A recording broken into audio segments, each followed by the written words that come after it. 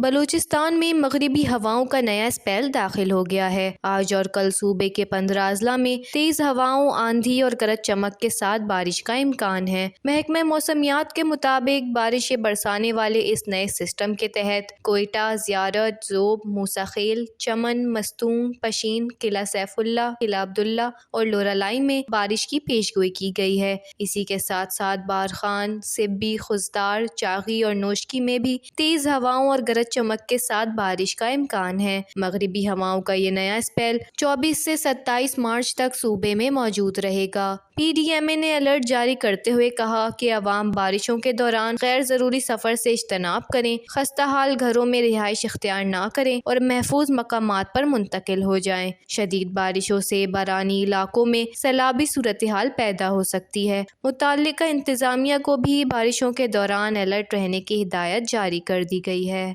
وش news, Balochistan.